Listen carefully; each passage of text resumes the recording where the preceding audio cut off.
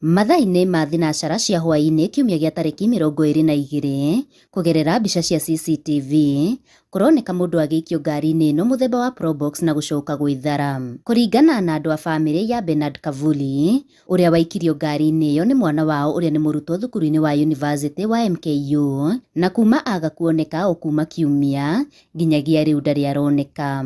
Ilikuwa mwendo wa hiyo 6:30 hivi kielekea saa 1.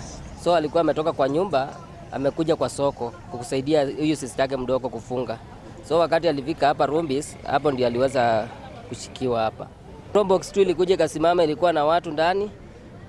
Hata ikumuuliza maswali ikamchika tu ikamruja ndani, akajaribu kufungua achomoke. Uzuri hapa hakukuwa na jamu.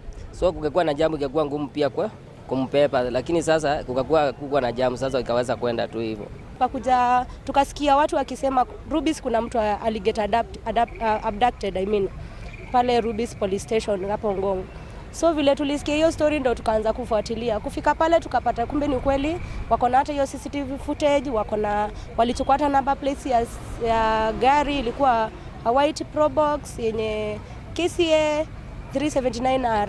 So tukaangalia CCTV footage tukaona ni kweli ni yeye, hata alikuwa amevaa gabuts juu Ngong that time kunataka kunyesha. Nginyagia rĩu maugĩte matirĩ maramenya gĩtũmi gĩake kũnyitwo na arĩa maramũnyitire amu matirĩ magĩa na mĩario nake. Sasa omba tu ni wamwachilie mali yako, at least hiyo inaweza kuwa poa, kama amelikosea mtu pia tunaomba wamsamee tu. Tulikuwa naye hapa jana, sikusikia akisema kitu yote, sikuona akiwa tensed, so sijui nini ili happen na akashikwa. Naomba watuambie mahali ndugu yetu hako, na kama kuna makosa amefanya apelekwe kotini achajiwe, tujue alikuwa na makosa fulani, ati tupumzike roho, because sasa tuko hatujui mahali ndugu yetu hako.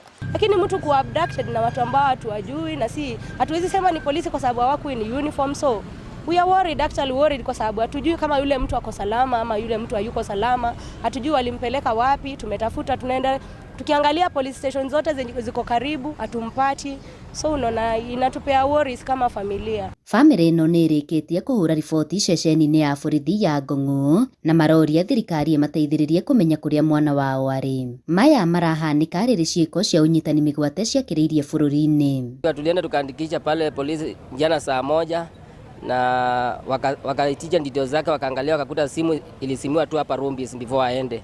So ndio polisi wakasema tungoje watafanya investigation yao. We are worried, lakini sasa sisi tunaomba tu serikali tusaidie pali wanaweza tuweze kumpata, turudishiwe akiwa salama. Kama kweli mtu alifanya makosa ni kweli tutakubali. Rĩu mwĩhoko wa family ĩno ũtigĩtwo moko-inĩ ma maobitha a ũtuĩria DCI oro ũndũ ũmwe na maobitha borithi marĩ na matanya ma atĩ mwana wao nĩ gũcoka arĩ na ũgima wa mwĩrĩ.